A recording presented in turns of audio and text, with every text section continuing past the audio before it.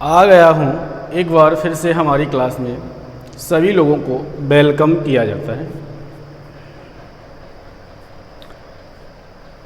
आज का जो टॉपिक है इसमें आप लोगों को पक्का 1 नंबर दिला के जाएंगे।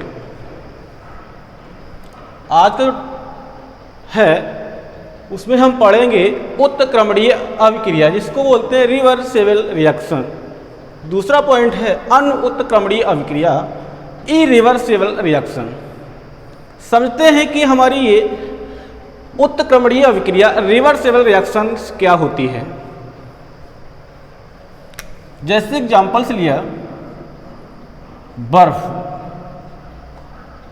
ये रिवर्सिबल का निशान होता है उत्क्रमणीय का। बर्फ को जब गर्म करेंगे तो क्या बनेगा मेरे प्यारे बच्चों? जल। बर्फ को गर्म करेंगे तो क्या बनेगा प्यारे बच्चों?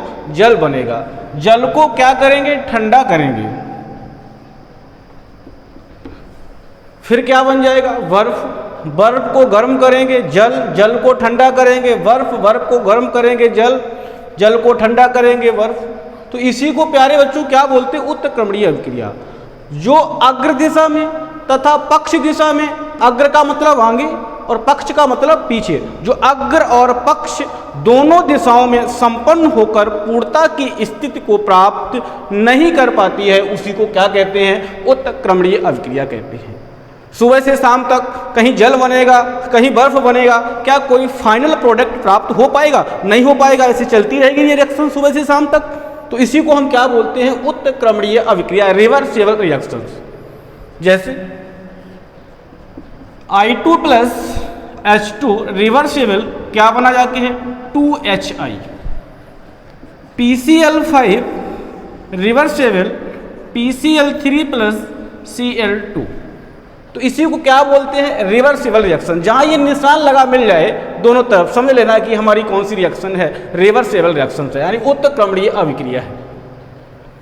एक और बात ध्यान से सीखते हैं कि रिवर्सिबल रिएक्शन के अंदर अंग्रेजी में इसको बोलते हैं, अग्र का मतलब होता है फॉरवर्ड रिएक्शन और पक्ष को बोलते हैं बैकवर्ड रिएक्शन।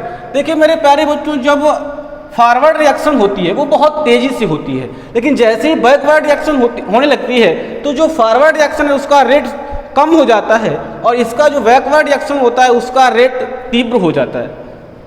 जैसे शुरू में जब रिएक्शन फॉरवर्ड रिएक्शन हुई तो ये बहुत तेजी से हुई है, जैसे जैसे बैकवर्ड रिएक्शन होने लगती है तो फॉरवर्ड रिएक्शन का रेट कम होने लगता है। देखो यहाँ से साफ करेंगे हम इस तरीके से।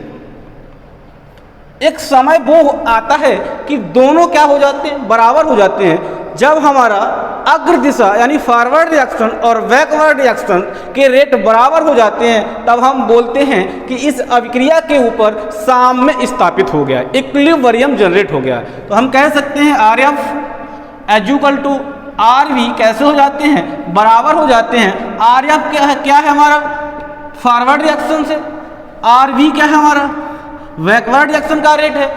जब हमारे RF RV दोनों रेट कैसे होते हैं? फॉरवर्ड और बैकवर्ड बराबर हो जाते हैं एक, तो हम उसको बोलते हैं कि रिएक्शन के ऊपर साम्य स्थापित हो गया है। शायद हमारी बात को समझ पा रहे हैं। अब बात किसकी करते हैं? अनुत्क्रमणीय अभिक्रिया की।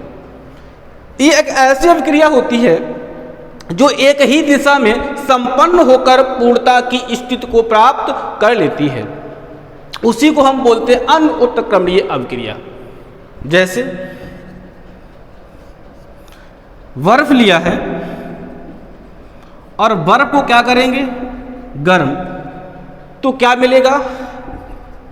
जल। और आराम से जल उठाएंगे और पी लेंगे, तो एक हमें फाइनल प्रोडक्ट क्या मिला जाती है? जल मिला जाके है। निशान देखो, ये जो निशान होता है इसी को बोलते हैं अनुत्क्रमणीय का। तो जो रिएक्शन एक ही दिशा में संपन्न होकर पूर्णता की स्थिति को प्राप्त कर लेती है वही कहलाती है अनुत्क्रमणीय अभिक्रिया, इरिवर्सिबल रिएक्शंस। जैसे